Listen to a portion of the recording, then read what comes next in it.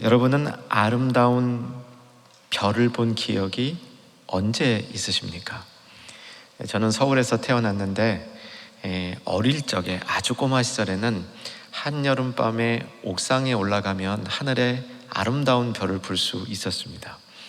그 중에 특별히 예쁜 별 하나가 반짝반짝 빛났던 기억도 생생하게 있습니다. 만약에 구약에 나타나는 수많은 인물들을 별에 비유한다면 그 중에서 가장 아름답게 빛나는 별은 누구일까요? 의견 차이가 좀 있겠지만 다수의 분들은 다윗을 꼽습니다. 이스라엘 국기가 별로 되어 있죠. 다윗의 별이다 이렇게 알려져 있습니다. 다윗은 구약에 나오는 인물 중에서도 가장 빛나는, 아니면 가장 빛나는 별들 중에 하나였다 확실합니다. 다윗을 보면 예수님이 보인다. 오래전에 저의 동료 목사께서 처음 책을 낼 때 다윗에 관한 책을 내면서 제목을 그렇게 붙였습니다. 다윗을 보면 예수님이 보인다. 그럴 겁니다. 다윗은 예수님보다 훨씬 먼저 태어난 사람이지만 그는 예수님의 생애를 미리 본 듯 그의 삶을 오실 예수님을 위하여 향하여 살아갔던 그런 인물이었습니다. 그래서 우리는 지금 예수님 뒤에 예수님을 따라가는 제자이지만 예수님 앞서 왔던 다윗을 통해서 예수님의 제자로서 더 잘 살아갈 수 있는 길을 배울 수 있게 되는 겁니다. 오늘 그거 하나를 배워봤으면 합니다. 오늘 본문은 한 절 말씀입니다. 오늘 본문 한 절 말씀의 가장 중요한 부분은 내 마음에 맞는 사람, 이 부분이죠. 내가 이새의 아들 다윗을 만나니, 여기서 내가는 사무엘이겠죠.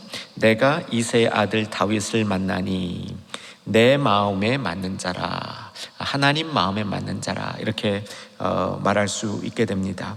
내 뜻을 그가 다 이루리라. 사무엘을 통해서 하나님의 뜻이 나타나는 장면이었습니다. 이 시대 교회가 아름다워지려면 하나님 마음에 맞는 사람들이 많아야 됩니다. 그래서 여기서 예배드리는 모든 충현의 가족들, 오늘 영상으로 드리는 예배드리는 하나님의 백성들이 모두 하나님의 마음에 맞는 사람들 되기를 주의 이름으로 축원합니다. 그리고 꼭 어떻게 하나님의 마음에 맞는 사람이 될 수 있을지 본문 말씀을 통해서 잘 배워갔으기 바랍니다. 두 가지로 정리해 보겠습니다. 첫째는 하나님 마음에 맞는 사람의 특징은 하나님 눈에 띄는 사람입니다. 하나님 눈에 딱 봐서 저 사람이 딱 들어오는 사람이 하나님 마음에 맞는 사람이죠. 하나님 눈에 탁 들어오는 그런 사람들, 우리도 이렇게 경험한 것을 나누어 볼 수 있습니다. 많은 분들이 교사 경험이 있으시죠. 교회 학교 말하는 겁니다. 아니면 세상에서도 교사로서 그 평생을 바치신 분들도 있고 이런저런 모습으로 가르치는 자리에 있었던 분들, 아마 제가 볼 때는 상당수일 것 같아요. 여러분 경험 한번 더듬어 보십시오. 수업에 들어온 학생들 중에 유난히 눈에 띄는 사람, 학생 없었습니까? 있었죠? 네. 뭐 매년은 아니더라도 몇 년에 한 명씩 정말 눈에 띄는 학생 여러분도 가르쳐 봤을 겁니다. 그 학생들이 지금 어떻게 되어 있나요? 대체로 잘 되어 있습니다. 저도 경험이 있는데 많은 경험이 있지만 여러분하고 나누고 싶은 것은 중국에서 조선족 학생들을 한 5년간 이렇게 수련회로 섬긴 적이 있었는데 그때 정말 이렇게 반짝반짝 빛나는 학생들이 몇 있었어요. 그 중에 남학생이 하나 있었는데 제 마음에 이런 기도가 자동으로 나오더라고요. 하나님, 저 아이를 불러서 중국 가정교회 훌륭한 목회자로 세워달라고 기도를 제가 했습니다. 그런데 목회자는 안 됐어요. 사회 엘리트가 됐습니다. 공부 잘하고 좋은 직장에서 지금 사회 속에서 하나님을 섬기며 살아가고 있는 그런 모습입니다. 하나님 마음에 맞는 사람은 하나님 눈에 띄는 사람입니다. 본문에 내가 이새의 아들 다윗을 만나니, 이렇게 만난다 그랬는데 이 만난다는 말은 찾는다는 말입니다. 하나님이 찾으실 때에 그 눈에 확 들어오는 사람이 하나님 마음에 맞는 사람인데, 역대하 16장 9절 상반절을 보면 하나님께서 사람을 찾는 모습이 나옵니다. 같이 한번 자막으로 봤으면 좋겠는데 베푸시나니까지만 읽으시면 됩니다. 같이 읽겠습니다. 여호와의 눈은 온 땅을 두루 감찰하사 전심으로 자기에게 향하는 자들을 위하여 능력을 베푸시나니.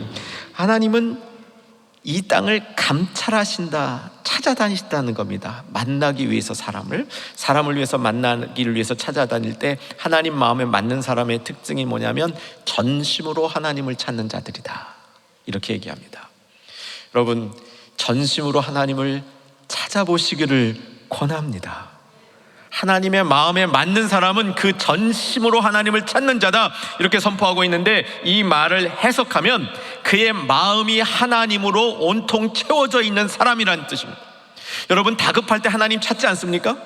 그런데 다급할 때 하나님 찾으면 제가 대체로 잘 안 찾아지지 않습니까? 하나님을 우리가 찾는 방법은 뭐냐면 평소에 하나님으로 우리가 채워져 있는 겁니다. 그러니까 말씀과 기도의 삶이 중심에 있어야 된다는 것이죠. 하나님으로 우리가 채워져 있을 때 하나님은 딱 눈에 띄는 우리를 발견하신다는 겁니다. 하나님이 우리를 발견하시는데 그다지 많은 시간이 안 걸리는 것 같습니다. 하나님은 하나님 마음에 맞는 자를 순간적으로 바로 찾아내셔서 하나님의 시선을 그에게 주목하고 하나님의 시선을 그에게서 떼지 않으신다는 말씀이죠. 하나님의 마음에 맞는 자, 하나님의 눈에 띄는 자입니다. 시편 16편은 다윗이 고백한 예수님의 부활에 관한 아주 능력이 있는 시편입니다. 시편 16편 8절을 볼 테인데, 시편에서 보지 않고 이것을 사도행전에서 베드로가 인용한 그 인용된 부분으로 보겠습니다. 사도행전 2장 25절과 26절 말씀인데, 25절 읽어갑니다. 같이 읽겠습니다. 다윗이 그를 가리켜 이르되 내가 항상 그 앞에 계신 주를 배웠으며 나로 요동하지 않게 하기 위하여 계속 그가 내 우편에 계시도다. 그러므로 내 마음이 기뻐하였고 내 혀도 즐거워하였으며 육체도 희망에 거하리니. 이 다윗이 고백하는데, 하나님을 만나고 나니까 하나님이 자기를 찾아주시는 그 시선에 붙들려 보니까, 그리고 하나님을 보니까 하나님이 자기 앞에 계셨다는 거예요. 할렐루야. 근데 앞에만 계신 게 아니라 옆에도 계셨다는 거예요. 옆에만 계신 게 아니라 내 손을 붙들고 계셨다는 겁니다. 그래서 그 하나님이 나의 기쁨이고 나의 즐거움이고 희망이다 라고 고백을 하고 있는 겁니다. 사랑하는 여러분, 하나님의 마음에 맞는 자는 하나님의 눈에 띄는 자인데, 하나님의 눈에 띄는 자는 전심으로 하나님을 찾는 자고, 하나님이 그에게 눈길을 주실 때 그의 눈도 하나님의 눈과 마주칠 수 있는 사람이란 뜻이죠. 이렇게 영혼은, 하나님의 영혼과 우리의 영혼이 마주쳐 일치될 수 있게 된다는 겁니다. 저는 이 장면을 이렇게 한번 연상해 봅니다. 하나님이 자기 마음에 맞는 자, 그 마음에 맞는 자를 정말 수많은 사람 가운데서 바로 찾아내셔. 불꽃 같은 눈동자로. 아마 제 충영교회에서의 이 말씀 사역이 다 끝났을 때 이런 기억들이 제 안에 있을 것 같아요. 정말 말씀을 열심히 전심으로 듣고 있던 성도들, 그 기억이 제 목회 기억 가운데 가장 아름다운 기억 중에 하나일 것 같아요. 그 마음으로 보면 우리 주님이 하나님 마음에 맞는 자를 얼마나 신속하게 찾아내실지, 그리고 그에게 주는 시선이 얼마나 강렬할지, 그 시선을 떠날 수가 없을 그런 시선을 우리에게 주시기 때문에 우리가 그 시선을 맞이해서 받아들일 때, 내 앞에 계시던 하나님을, 내 옆에 손을 잡고 계시던 하나님을 내가 만나서 기뻐하며 즐거워하며 이것이 나의 소망이다, 이렇게 고백하는 자, 그 자들이 하나님 마음에 맞는 자인 것이죠. 두 번째, 하나님 마음에 맞는 자의 특징은 다윗에게서 찾아볼 수 있는, 왜 하나님이 다윗을 마음에 맞는 자라 하셨는지 생각해 보면, 성전을 짓겠다라는 그 마음을 보면서 하나님이 굉장히 기뻐하셨습니다. 하나님이 무척 기뻐하셨습니다. 여러분, 하나님이 기뻐하시는 일을 할 수 있는 우리가 되기를 바랍니다. 하나님 마음에 맞는 사람은 하나님 기뻐하시는 일을 하는데, 여러분, 하나님 기뻐하면 하나님이 그 사람을 받아주셔요. 그래서 이게 묶여다니는 개념입니다. 기뻐 받아주신다. 하나님이 그 영혼을 기뻐할 때 받아주셔요. 하나님께 받아들이시고 싶다면, 하나님 품에 있고 싶다면, 하나님과 함께하고 싶다면 하나님 기뻐하는 일을 우리가 할 수 있어야 됩니다. 다윗이 성전을 짓겠다는 이 마음을 가졌을 때 하나님이 굉장히 기뻐하셨는데, 제가 보기에는 다윗 전체 인상에서 하나님이 그 순간에 다윗을 가장 기뻐하셨던 것 같아요. 어떻게 할 수 있냐면, 예수님의 생애를 이렇게 살펴보면 예수님의 생애 가운데 제자들을 보면서 굉장히 기뻐하셨던 시간이 있어요. 언제냐면 가이사라 빌립보라는 곳에서 예수님이 제자들에게 묻는 겁니다. 궁금하셨어요. 여태까지 사역을 해왔는데 사람들이 예수님 자신을 누구라고 생각하는가? 여러 가지 답이 있었는데 예수님 마음에 안 들었던 것 같아요. 제자들에게 묻습니다. 그러면 너희들은 나를 누구라고 생각하느냐? 베드로가 제자들을 대표해서 얘기하죠. 주는 그리스도시요 살아계신 하나님의 아들이시니이다.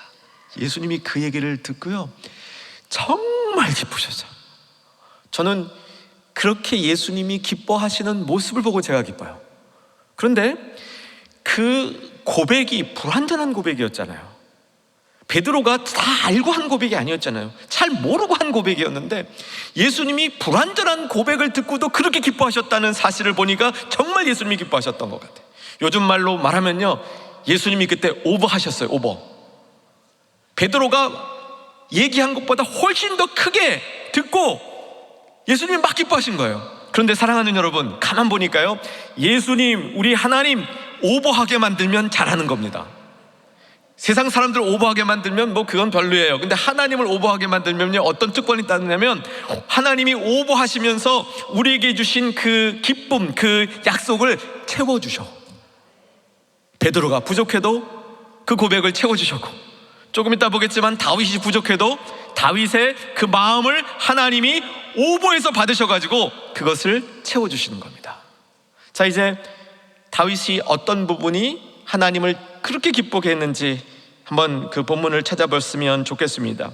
사무엘 하로 갑니다. 사무엘 하 7장 1절부터 보겠습니다. 473쪽 구약성경 473쪽 사무엘 하 7장 1절부터 보겠는데, 자, 성경을 다 피셔야 됩니다.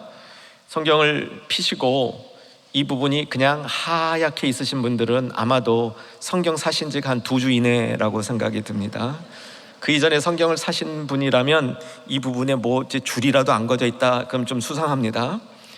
이 부분은 구약 전체에 하나님과 인간이 맺는 언약이 크게 중요한 게 3개 나오는데, 다윗과 맺은 언약의 핵심 부분입니다. 너무나 아름다운 부분이에요. 하나님이 여기서 얼마나 오버하시도록 다윗을 축복해 주시는지를 배울 수 있게 됩니다. 1절 눈으로 따라와 주시면, 다윗이 주변에 있는 원수들을 다 파하고 궁에 평안히 살게 되었습니다. 그때 2절에 보면 자신은 백향목 궁에 살고 있는데 하나님의 법궤, 하나님의 궤는 휘장, 성막 안에 초라하게 있는 것을 깨닫게 되고 하나님의 전을 짓겠다는 결심을 합니다. 눈여겨볼 것은 속으로만 결심을 했고 말하지 않았어요. 근데 하나님이 말하지 않은 다윗의 결심을 보고 성전이 지어진 것처럼 기뻐하는 거야. 하나님이 이렇게 기뻐하시는 모습이 또 있을까 할 정도로 하나님이 기뻐하시는데, 그래서 나단이라는 선지자를 통해서 다윗이 마음먹은 일을 진행하라 하시면서 7절을 보시면 중간 부분부터 보겠습니다. 내가 말하기를 찾으실 수 있겠어요? 거기서부터 읽겠습니다. 시작. 내가 말하기를 너희가 어찌하여 나를 위하여 백향목집을 건축하지 아니하였느냐고 말하였느냐. 이게 중간에 띄어서 이런데, 하나님은 한 번도 인간들에게 나를 위하여 백향목으로 집을 지으라, 성전을 지어달라고 요구한 적이 없다는 겁니다. 한 번도 요구한 일이 없는데 다윗이 그것을 스스로 생각해냈다, 이것만 보고 하나님이 너무너무 기뻐하셔서 예수님이 베드로의 고백을 보면서 그 얘기를 들으면서 예수님이 하시고자 하는 일들을 다 그냥 풀어놓으신 거예요. 예수님이 하시고자 하는 일을 그때 베드로에게 다 말씀해 주신 것처럼 하나님께서 인간에게 주시고자 하는, 다윗을 넘어서 모든 하나님의 백성에게 주시고자 하는 축복을 이때 다 풀어주시는 겁니다. 그 내용을 한번 봤으면 좋겠습니다. 8절인데 8절도 중간 부분부터 제가 읽어드릴게요. 내가부터 읽습니다. 내가 너를 목장 곧 양을 따르는 데서 데려다가 내 백성 이스라엘의 주권자로 삼고. 얼마나 축복을 주셨는지 얘기하는 거예요. 다윗이 목동이었잖아요. 그 목동 시절에 다윗을, 아무것도 아닌 다윗을 데려다가 왕으로 삼아주셨는데, 근데 9절에 보면 더 큰 축복이 납니다. 이 축복을 우리가 꼭 사모해야 됩니다. 같이 9절 읽겠습니다. 내가 가는 모든 곳에서 내가 너와 함께 있어 내 모든 원수를 내 앞에서 멸하였은즉 땅에서 위대한 자들의 이름같이 내 이름을 위대하게 만들어 주리라. 사랑하는 여러분, 다윗이 받은 축복 가운데 이 축복은 꼭 받으셔야 돼요. 내가 가는 모든 곳에서 내가 너와 함께 있어. 이게 언약 백성에게 하나님이 주시는 언약의 본질인 겁니다. 이걸 뭐라 그래요? 임마누엘의 축복이라 그러는 거죠. 임마누엘의 축복은 예수님 통해서만 준 게 아니란 말이죠. 예수님을 통해서 주신 것은 완성이고, 그 이전에 아브라함과 맺은 언약에서도 이 언약을 주신 것이고, 다윗과 언약 맺을 때도 이거 가르쳐 주신 거예요. 여러분, 내가 너와 함께 있어. 다윗의 인생을 정리해 주는 겁니다. 내가 너와 함께 있어. 너의 모든 문제들을 해결해 주시고, 수많은 원수들과의 싸움을 이기게 해주시고, 수많은 고통들을 이기게 해주시고, 그렇게 너와 함께 있었다는 것을 다윗에게 가르쳐 주는 거죠. 그 다음에 이제 하나님이 오버하시는 겁니다. 어떻게 오버하시는지는 12절과 13절인데 이 부분이 이제 성경적으로는 핵심이죠. 내 수완이 차서 내 조상들과 함께 놓을 때 내가 내 몸에서 날 내 씨를 내 뒤에 세워 그의 나라를 견고하게 하리니. 이제 내가 이룰 나라가 견고해질 거라는 건데, 내 씨를 통해서, 사실은 솔로몬을 통해서 견고해진 것인 줄 알았는데 나중에 보니까 다윗 자손으로 오신 예수님, 그를 통해서 견고한 나라가 세워졌다는 거죠. 자, 다음 절 13절 같이 한번 크게 읽겠습니다. 그는 내 이름을 위하여 집을 건축할 것이요 나는 그의 나라 왕위를 영원히 견고하게 하리라. 솔로몬이 지은 성전이 끝인 줄 알았더니 그게 아니고 예수님을 통해서 지어진 눈에 보이지 않는 성전, 무형교회라고도 그러죠. 모든 믿는 사람들의 모임, 그를 통해서 확장되어지는 하나님 나라와 통치, 이것의 영원함 알려주신 것이죠. 이것이 다윗에게 주신 하나님의 축복인데, 다윗이 하나님의 마음에 맞는 사람이었기 때문에 이 축복을 준 겁니다. 다윗이 하나님 마음에 맞는 이유를 성전을 짓겠다 했는데, 이것은 사실은 우연히 그 마음속에 든 게 아니란 말이죠. 우연이 없습니다. 하나님이 축복해 주실 때 우연히 내가 마음 한 조각 가졌다고 그거 보고 축복해 주시지 않아요. 다윗이 이렇게 성전을 짓겠다는 마음을 갖고 있었을 때 그 뿌리가 있는데, 시편 132편 자막으로 볼 겁니다. 5절을 볼 테는데 제 말씀을 먼저 듣고 이 5절을 같이 보셔야 돼요. 다윗이 조금 전에 읽었던 사무엘하 7장에서는 하나님 법궤가 들어있는 그 성막이 왕궁 옆에 있었어요. 그런데 그 전에 이 법궤가 없어진 적이 있었어요. 이 법궤는 성막 안에 있었고, 이것은 이스라엘 백성들이 애굽에서 나와서 광야 생활하는 동안 하나님의 임재를 보여주는 것이었습니다. 하나님이 거기 계시다는 걸 보여주었고요, 가나안 땅에 들어갈 때도 이 법궤와 성막이 앞에 있었어요. 하나님의 임재가 중요하다고 그랬는데, 아니 가나안 땅에 들어가서 이 막 뭐 사사 시대를 겪으면서 뭐 이렇게 뭐 전쟁도 하고 그러면서 이 법궤가 없어졌는데 아무도 법궤를 안 찾은 거야. 아무도 법궤를 안 찾은 거예요. 그런데 다윗이 이거 법궤 어디 갔어? 하는 생각이 드는 순간, 이 왕으로서 모든 게 태평성대가 일어나기 전입니다. 그때 다윗이 고백하는데, 내가 이 법궤를 찾기 전에는 침상에 들어가지 않겠다. 그리고 눈물로 하나님 앞에 기도한 장면이에요. 그게 시편 132편 5절입니다. 이 마음이 하나님 마음에 맞는 마음, 중에 하나라는 거죠. 같이 보겠습니다. 132편 5절 읽겠습니다. 여호와의 처소 곧 야곱의 전능자의 성막을 발견하기까지 하리라 하였느니라. 그 앞에 3절에서 내가 침상에 들어가지 않고 눈물로 기도하겠다 그랬는데 그게 그 성막을 찾을 때까지. 다윗의 이 마음이 하나님 마음에 합한 겁니다. 여러분, 다윗이 하나님 마음에 합한 것은 성전을 지은 것이다, 맞습니다. 그런데 그냥 성전이라는 건물을 지은 게 하나님 마음에 맞는 게 아니고 그 성전을 통해서 하나님의 임재, 하나님과 함께 하심이 나와 떠나지 않겠다, 이것을 갈망하는 마음이 하나님 마음에 맞는 마음이라는 겁니다. 바로 그 마음 때문에 하나님이 떠나지 않기를 바라서, 하나님과 함께 하기를 바라서 그 하나님이 계신 전을 짓되 그 전을 멋있게 짓고 싶은 마음, 그 마음이 하나님 마음에 맞는 마음이었다는 사실이죠. 여러분, 하나님의 마음에 맞는 자 되기를 다시 한번 소망하십시다. 다윗이 하나님의 마음에 맞는다고 했을 때 무엇을 보고 그가 하나님의 마음에 맞았는지 오늘 확실히 정리하시기 바랍니다. 그는 하나님과 함께하는 걸 기뻐했습니다. 왠지 아십니까? 아까 보신 대로 하나님이 그와 함께 해주셔서 그가 목동으로 있다가 왕이 되고 원수들을 이기는 삶의 자리에 올라가게 된 것이 하나님이 그와 함께 해주셨기 때문에 그는 그 무엇보다도 하나님과 함께하는 그 삶을 갈망했습니다. 이것이 하나님 마음에 합한 사람의 모습이죠. 저도 설교하면서 이새의 아들 다윗을 만나니 내 마음에 맞는 자라, 어떤 때는 이렇게 하고 또 어떤 때는 합한 자라 이렇게 얘기를 하는데, 우리 지금 갖고 있는 성경에는 맞는 자라 이렇게 돼 있고요, 옛날 보던 성경에는 합한 자라 이렇게 돼 있어 이 두 가지 그 생각이 우리에게 겹쳐지게 되어 있습니다. 새로 번역을 하면서 하나님 마음에 맞는 자라 이렇게 번역한 것은 원어를 조금 더 충실하게 따르기 위함이었다, 이렇게 판단이 듭니다. 원어에 보면 아주 깔끔한 표현이에요. 하나님 마음에 맞는 자라. 어떤 뜻이냐면 하나님 마음과 자기 마음을 일치시키려고 하나님의 마음을 따라가는 자란 뜻이에요. 또 다르게 표현하면 나의 심장이 하나님의 것이라는 거예요.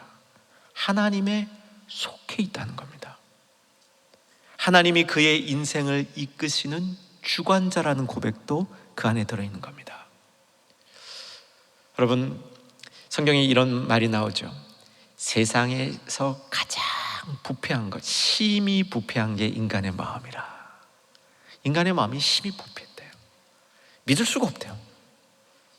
근데 그 부패한 인간의 마음을 하나님의 마음에 맞는 것으로 바꿔가는 것, 이것이 성도의 축복인 줄로 믿으시기 바랍니다. 이 세상에서 우리의 마음을 좀 하나님 것으로 구별하여서 간직하십시다. 나의 마음이 하나님의 마음과 일치하도록 따라가십시다. 나의 마음이 하나님께 속한 것, 그것을 우리가 확실히 깨닫고 살아가는 성도가 되기를 소망하십시다. 오늘 우리는 일꾼을 선출하는 공동의회를 이제 속회하게 됩니다. 주님께 어떤 일꾼이 세워져야 되겠습니까? 오늘 통해서 주님 말씀하시죠. 하나님 마음에 맞는 사람들. 하나님의 마음에 맞는 사람들을 어떻게 세울 수 있습니까? 우리가 하나님 마음에 맞는 사람이 되어야죠. 우리가 다시 한번 하나님의 마음에 맞는 사람으로 살겠다는 결단과 함께, 그리고 그 기도와 함께 오늘 세워지는 충영교회 일꾼들이 하나님 마음에 맞는 분이 세워지도록 우리의 마음을 모아 간절하게 주님 앞에 나아가서 다윗을 통하여 주신 이 말씀이 우리 가운데 온전히 이루어지는 축복 있기를 주의 이름으로 축원합니다. 살아계신 아버지 하나님,